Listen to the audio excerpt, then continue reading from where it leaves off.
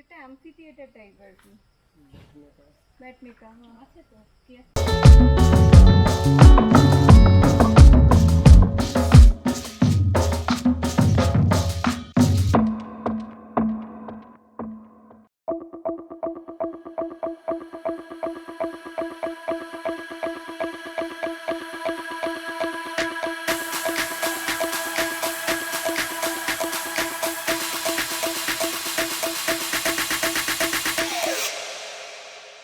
লাপড়া, কঙ্কা, হেসালাং এই তিনটি বসতি নিয়ে তৈরি ম্যাকক্লাস্কিগঞ্জ, যা কিনা ঝাড়খণ্ডের মিনি লন্ডন নামেও পরিচিত। চতুর্দিকে শাল সেগুনের জঙ্গল আর পুটুস এবং নানান রকমের জংলি ফুল। 1932 সালে কলকাতার অ্যাংলো ইন্ডিয়ান ব্যবসায়ী আর্নেস্ট টিমোথি ম্যাকক্লাস্কি ছোটনাগপুরের রাজা উদয় প্রতাপনাথ শাহ দেওর থেকে এই জায়গাটি কিনেছিলেন অ্যাংলো ইন্ডিয়ানদের নিয়ে বসতি স্থাপন করার জন্য। উনি প্রায় 2 লাখ অ্যাংলো ইন্ডিয়ানকে আমন্ত্রণ জানিয়েছিলেন এখানে এসে বসবাস করতে। এর 1 বছর বাদে শেষমেশ ম্যাকক্লাস্কি সাহেবের নামেই তৈরি হয়েছিল এই ম্যাকক্লাস্কিগঞ্জ, যেখানে প্রায় 400টি অ্যাংলো ইন্ডিয়ান পরিবার বসবাস করত। প্রাকৃতিক সৌন্দর্যের কারণে এই অঞ্চল বারবার জায়গা করে নিয়েছে বিভিন্ন সাহিত্য এবং সিনেমায়। সে বুদ্ধদেব গুহর একটু উষ্ণতার জন্যই হোক বা সাম্প্রতিক অতীতে কঙ্কনা সেন শর্মার দ্বারা পরিচালিত আ ডেথ ইন দ্য গঞ্জ সিনেমাটিতে। এমনকি সত্যজিৎ রায়ের অরণ্যের দিনরাত্রি সিনেমার শুটিংও হয়েছিল কেচকি বনবাংলোতে। সেটি এখান থেকে খুবই কাছে।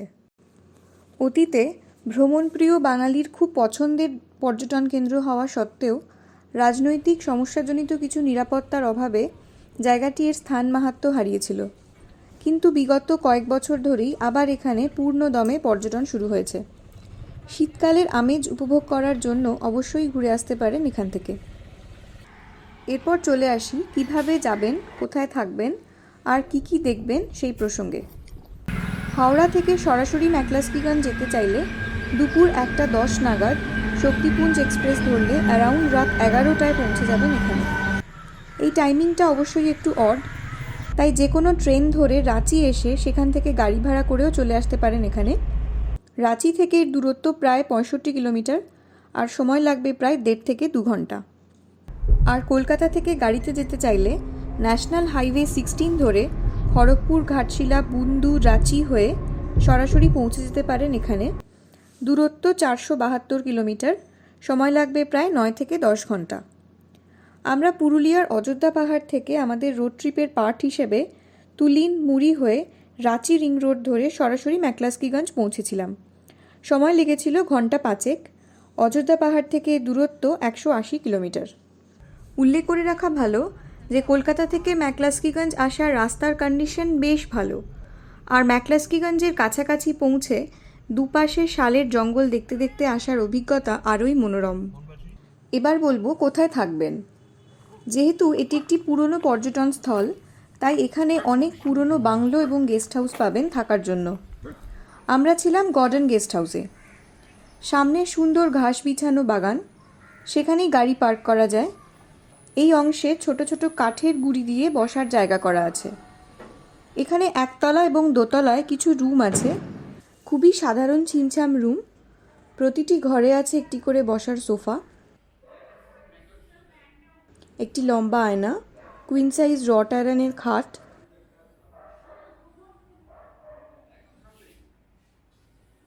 আর একটি করে টেবিল।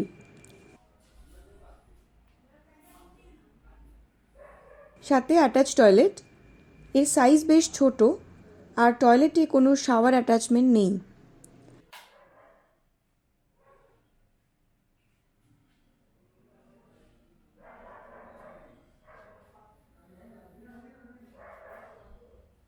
একতলার ঘরগুলির ভাড়া আমাদের পড়েছিল পার নাইট 1100 টাকা, আর দোতলার ঘরের ভাড়া ছিল 1600 টাকা। প্রতিটি রুমই নন এসি। এখানে আরেকটা ব্যাপার উল্লেখ্য যে ঘর এবং টয়লেটের দেওয়ালের বেশ কিছু জায়গায় উই এবং ড্যাম্প ছিল, সেদিকে মিস্টার গর্ডনের একটু নজর দেওয়া উচিত। ববি গর্ডন, যিনি বাড়ির মালিক, তার নিজের বাংলোটিও লাগোয়া। উনি হলেন 4th জেনারেশন অ্যাংলো ইন্ডিয়ান, আর তার আগের পূর্বপুরুষরা ছিল বিদেশি। এই ফোর্থ জেনারেশন ধরে ওদের সংগৃহীত প্রচুর আর্টিফ্যাক্টস সাজানো রয়েছে ওর বসার ঘরে, যা দেখলে ছোটোখাটো একটি মিউজিয়াম মনে হবে। খাওয়া দাওয়া চাইলে আপনি গেস্ট হাউসেও করতে পারেন, কিন্তু তার দাম অস্বাভাবিক বেশি। তাই ববি গর্ডন নিজেই সাজেস্ট করেন সামনের মোড়ের একটি দোকান মিঠাই থেকে খাওয়া দাওয়ার পার্টটা চুকিয়ে নিতে। ওরা গর্ডন গেস্ট হাউসে খাবার ডেলিভারি করে দেন। এছাড়াও ম্যাকক্লাস্কিগঞ্জে আরেকটি থাকার জায়গার কথা অনেকের থেকেই শোনা গেল, সেটা হচ্ছে রানাস কান্ট্রি কটেজ। এটি একটু ভেতরের দিকে হলেও ব্যবস্থাপনা খুবই ভালো শুনলাম। ভবিষ্যতে আমাদের এখানে থাকার ইচ্ছে রইল। राना कॉटेज इसके अंदर। এবার আসা যাক ম্যাকক্লাস্কিগঞ্জ এলে কী কী দেখবেন এবং কোথায় কোথায় ঘুরবেন সেই প্রসঙ্গে। এই ম্যাকক্লাস্কিগঞ্জ মূলত ছুটি কাটানোর জায়গা হিসেবেই পরিচিত ছিল এখানকার মনোরম জলবায়ুর জন্য। তাই সাজেস্ট করব এখানে এলে অবশ্যই বেশ কয়েকদিনের ছুটি নিয়ে আসার চেষ্টা করবেন। এর মধ্যে একটা দিন রাখবেন অটো বুক করে বা নিজেদের গাড়িতেই বিভিন্ন দ্রষ্টব্য স্থানগুলি ঘুরে দেখার জন্য, আর বাকি দিনগুলো বিশ্রাম নিয়ে গল্পের বই পড়ে আর পায়ে হেঁটে ঘুরে উপভোগ করতে পারেন এই জায়গার প্রাকৃতিক শোভা এবং অদ্ভুত নিস্তব্ধতা। দ্রষ্টব্য স্থানগুলির মধ্যে প্রথমেই চলে আসি সর্বধর্মস্থল। এই জায়গাটি অবস্থিত ম্যাকক্লাস্কিগঞ্জের মধ্যে ডুলি গ্রামে। এখানে একটি কম্পাউন্ডের মধ্যে রয়েছে একটি মন্দির, একটি মাজার, একটি গুরুদ্বারা এবং একটি চার্চ। স্থানীয় লোকেদের থেকে জানা গেল যে সাহেব এই জায়গাটি বানিয়েছিলেন তিনি হঠাৎ করে মারা যাওয়ায় চার্চটি তৈরি হতে হতে অসম্পূর্ণ রয়ে গেছে। এর মাথায় কোনো ছাদ নেই আর সাইডের দেওয়াল কোমর পর্যন্ত। আমাদের খুদে বন্ধু কৃষ্ণা যাদব, এখানকার কেয়ারটেকারের ছেলে, আমাদের ঘুরিয়ে দেখালো পুরো জায়গাটি। राधा कृष्ण का मूर्ति है, हाँ। और ये गोपाल है।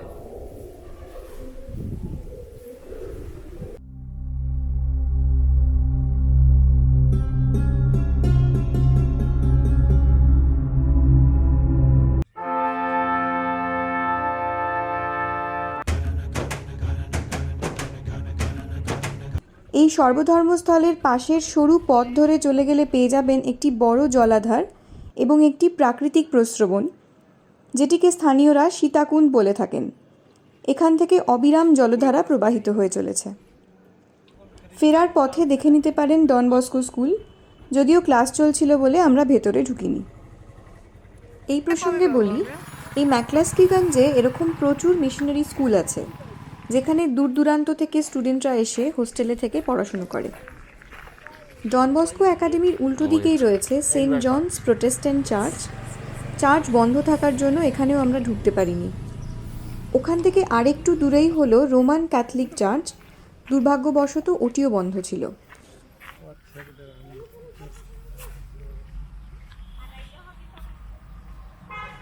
এখান থেকে আপনারা চলে আসতে পারেন ডেগাডেগি রিভার। এটিও খুব সুন্দর জায়গা। ঠান্ডা জলে পা ডুবিয়ে বা স্নান করে কাটিয়ে দেওয়া যেতে পারে বেশ অনেকটা সময়।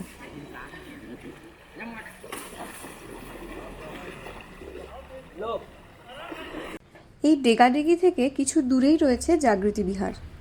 এটি 1975 সালে গড়ে ওঠা একটি অনাথ আশ্রম এবং স্থানীয় গ্রামীণ উন্নয়নমূলক সংস্থা। এটি ছিল একটি নন প্রফিট অর্গানাইজেশন এবং বর্তমানে এটি মূলত একটি পর্যটন কেন্দ্রে পরিণত হয়েছে। এর ভেতরে সবুজ গাছপালা এবং জঙ্গলের মধ্যে দিয়ে হেঁটে ঘুরে বেড়াতে বেশ ভালোই লাগবে। এখানকার পরিত্যক্ত অফিস এবং বাড়িগুলির সৌন্দর্য এবং এর পারিপার্শ্বিক মুগ্ধ করবে আপনাকে।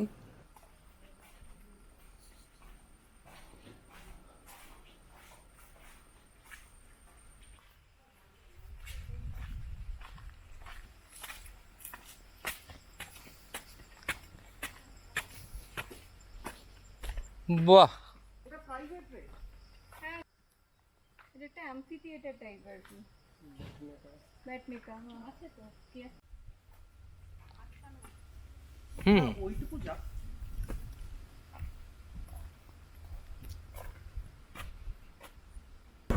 সারাদিন ঘোরাঘুরির পর দুপুরে লাঞ্চ সেরে অবশ্যই যাবেন দামোদরের ওপরে ব্রিজ থেকে দাঁড়িয়ে সূর্যাস্ত দেখতে। অসাধারণ সুন্দর লাগবে এই দৃশ্য।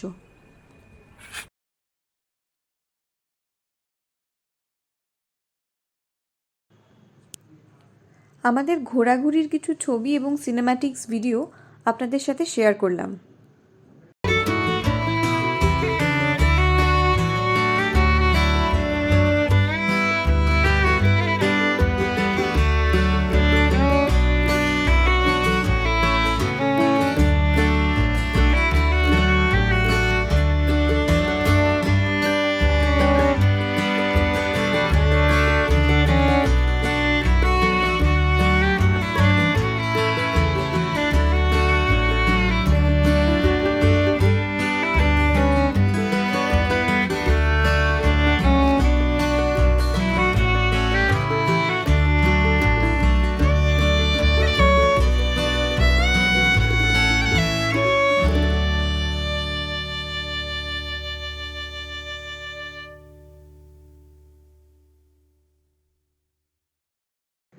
ম্যাকক্লাস্কিগঞ্জ প্রসঙ্গে একটি কথা বলে রাখা ভালো। এখানে একসময় প্রায় 400 অ্যাংলো ইন্ডিয়ান পরিবার বসবাস করলেও বর্তমানে তাদের সংখ্যা খুবই কম এবং বিশ্বের বিভিন্ন জায়গা থেকে পর্যটক এসে এই গুটিকয়েক পরিবারকে বেশিরভাগ সময়ই মিউজিয়ামে রাখা বস্তুর মতো দেখতে আসেন এবং তাদের উজ্জ্বল অতীত সম্পর্কে প্রশ্ন করে থাকেন, যার জন্য এই মানুষগুলো কিন্তু খুবই বিরক্ত বোধ করেন। তাই অনুরোধ রইল, স্বাভাবিক উপায়ে বন্ধুত্ব না হলে ওনাদের অযথা বিরক্ত না করতে যাওয়াই ভালো। ম্যাকক্লাস্কিগঞ্জের কিছু ঘরবাড়ি এবং পারিপার্শ্বিকের সাজসজ্জা থেকে যদিও এটিকে আজও মিনি লন্ডন বলা হয়, কিন্তু স্থানীয় লোকজনের জীবনযাত্রার নিরিখে বলা যেতে পারে ব্রিটিশরা চলে যাওয়ার পর স্বাভাবিক নিয়মেই জায়গাটি পুনরায় ঝাড়খণ্ডের একটি সাধারণ গ্রামেই পরিণত হয়েছে। আজকের ভিডিওটি এখানেই শেষ করছি। ভিডিওটি ভালো লাগলে লাইক ও শেয়ার করবেন এবং কমেন্ট বক্সে আপনাদের মতামত জানাতে পারেন। এই ধরনের আরও ভিডিও বানানোর উৎসাহ দিতে সাবস্ক্রাইব করুন আমাদের channel travel and photography on wheels.